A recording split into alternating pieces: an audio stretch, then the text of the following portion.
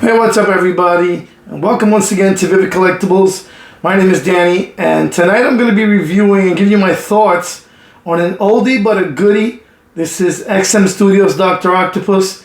This is not a premium format, excuse me, that'd be sideshow. This is a quarter scale statue. It's been out for quite some time, and wasn't one that was really on my radar until I ran into a local collector who happened to have one brand new, unopened. Who does that, by the way? For 3 years. Unopened for 3 years. So I was a little skeptical at first, but I did meet the guy at his house, and he was completely honest. Sealed, never opened. The guy was basically out of space, which is kind of becoming my problem. So I gladly picked it up, and I'm happy I did. It's a beautiful statue. It's got great details and paintwork, but it's logistically a nightmare. It's really heavy and very difficult to move, and it's a tall piece and kind of wide, but it is a great statue and it looks great. This is some of the best base I've ever seen. The concrete looks unbelievable. I mean, the figure is great as well. But I watched a couple of reviews on this. I think one was Gem and also B-Mother. B-Mother, come back. Where you been, man? You're as good as anybody. I've seen his review, very in-depth and detailed, as most of his reviews are. So I decided to pick it up. So here we are. Let me not take up too much more of your time on this intro, and I'll get into some of the details as I review the piece.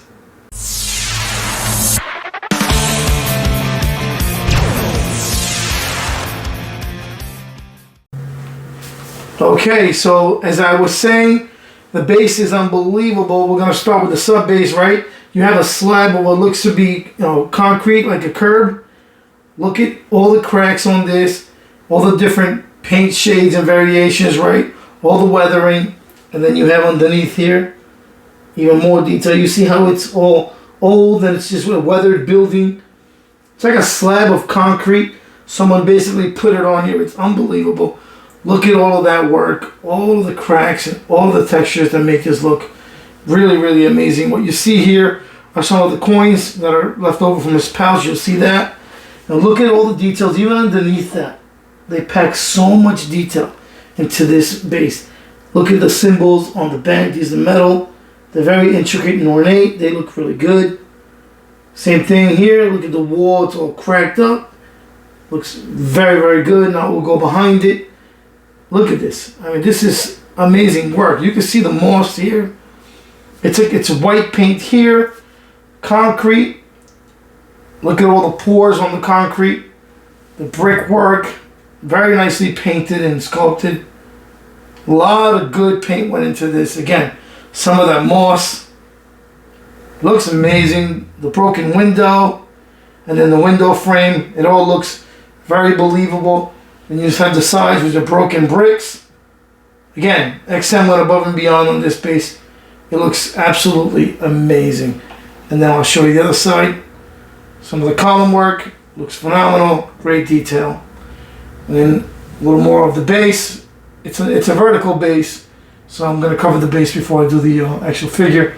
More or less same beautiful paint and design. Again, one of those emblems, metallic. They're basically all stand out. They're done so well. Same thing here. More cracks and textures and great paint work. Some of the design in the columns looks really good. Another emblem. Looks great. And then the top of the base, unbelievably well done. The base is amazing. Really is. And the back has so much detail, but you're really never going to see it, unfortunately, because how else are you going to see this thing, right? But it looks absolutely amazing. And this is a bank, presumably. Obviously, we know that because it says bank right here. Look at the sign on the building. It's like a gold sign. It's unbelievable. Looks phenomenal. I mean, the work on this base is, I've never seen better. Never seen better. All right, so as for Mr. Doctor Octopus himself, Otto Octavius, he's obviously one of Spidey's main villains, and no Spider-Man collection is complete without a Doctor Octopus. And I'm surprised no one else has made a quarter-scale Doc Ock license. This is not only the best one in the market, but the only option. All right, let's start with his boots. As you can see, Great weathering, texture work, and paint work on this. They look dirty and grimy. Nice wrinkles and folds, as we've all come to expect from these companies now, right? They do this so well. The XM is as good as anybody. The other foot, again, great weathering, great paint. More of the same. Now one of his tentacles is holding this money bag. Money spilling over, hence you see the money there.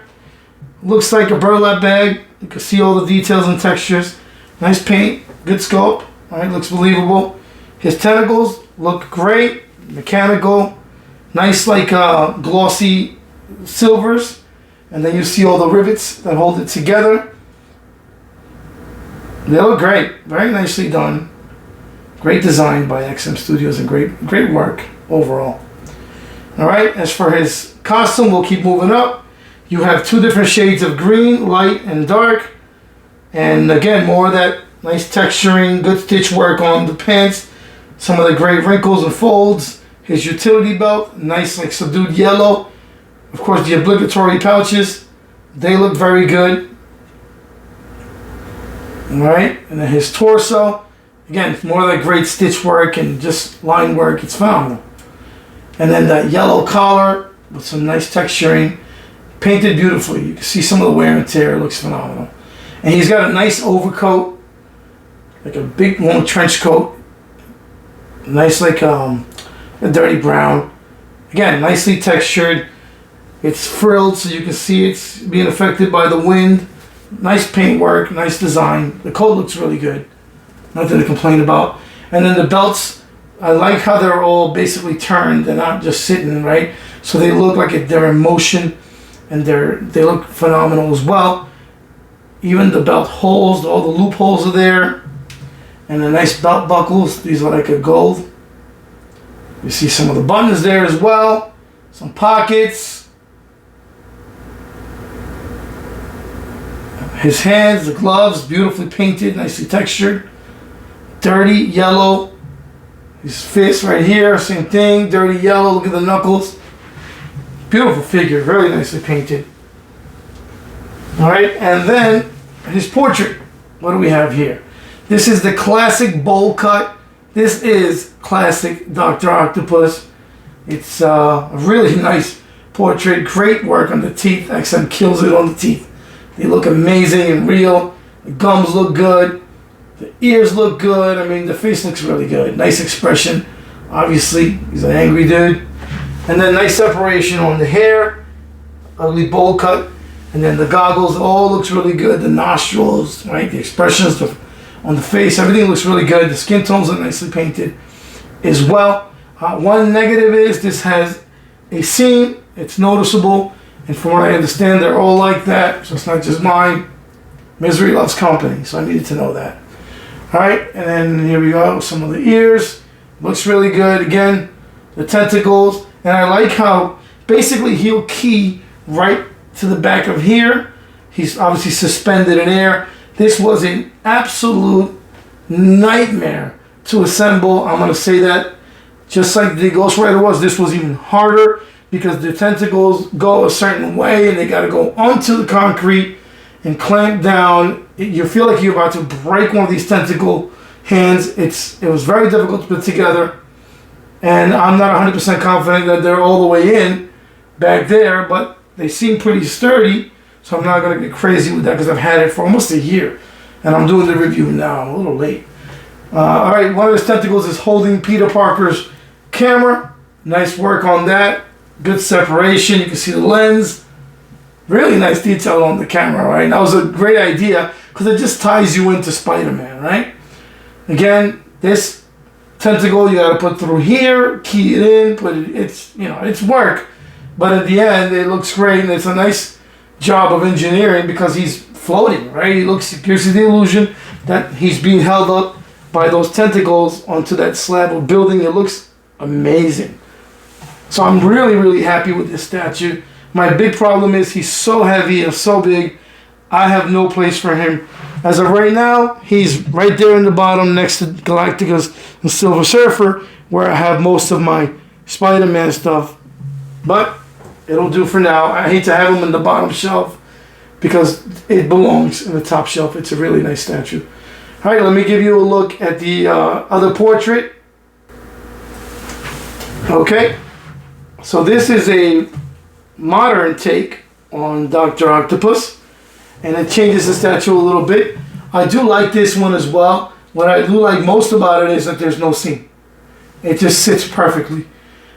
These goggles initially were supposed to be where you can see his eyes behind it, but XM scrapped that and just went ahead and made them reflective, and they look good, right? I have no problem, but if I had ordered it with that in mind, I might have been annoyed.